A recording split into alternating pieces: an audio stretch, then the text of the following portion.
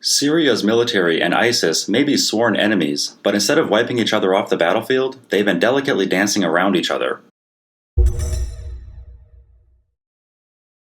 Up until now, Assad and ISIS have been tactically avoiding each other, choosing instead to focus on eliminating the rebel opposition, ahead of a possible final showdown. It's a confrontation that's coming, and both sides know it. Assad and ISIS have yet to really collide. That's because they've seen the mutual benefit in crushing the rebel opposition first. For Assad, eliminating these rebel groups could secure his legitimacy, because it would leave the world with a choice between Assad or ISIS. This would also leave the US and its allies without any groups to support on the ground, thus reducing the risk of possible military intervention against the regime. It's also a matter of priorities. ISIS is occupying areas that Assad's forces have already largely withdrawn, mostly in northern Syria. The rebels, on the other hand, are fighting for Syria's industrial and commercial cities, like Aleppo, Idlib, Homs, and Damascus. These cities are vital to the regime's security. ISIS, on the other hand, they want to dominate the opposition and incorporate them into their own movement.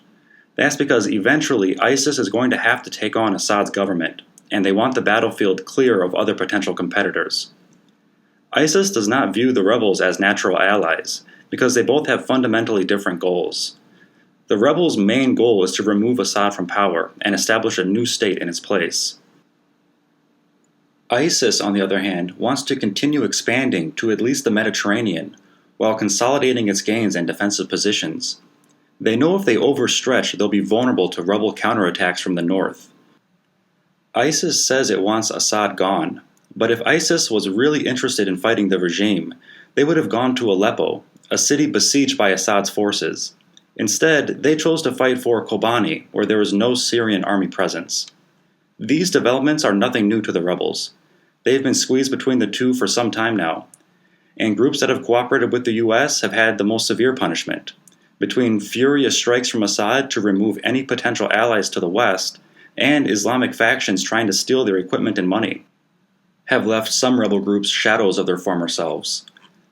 Signs are emerging that the final showdown may soon be approaching. In the past several weeks, Assad's forces have been stepping up their attacks against ISIS. This could be for a couple reasons. First is for political reasons. Assad needs to boost his legitimacy in the face of a Western coalition. Battling ISIS would quell any rumors that the two are working together, and solidify Assad's mantra that it's him versus the terrorists, possibly the only choice that would be in his favor. Second is for strategic reasons. Assad is exploiting the US-led war against ISIS. The regime thinks that now is the best time to attack ISIS because they're distracted in Iraq. And since the US is destroying them from the air, Assad has a chance to open up a two-front war against ISIS. Assad also hopes this leads to some sort of military coordination between him and the US, which would boost his legitimacy. And finally, Assad has largely avoided ISIS because he wanted to let them fight each other. And they have. ISIS has wiped out rivals in its territory and played a major role in breaking the Free Syrian Army. Now their role is coming to an end, and the regime wants to dislodge ISIS from key positions before it's consolidated, such as the Tabqa Air Base and El Raqqa province. ISIS also knows a confrontation is coming and has begun preparations.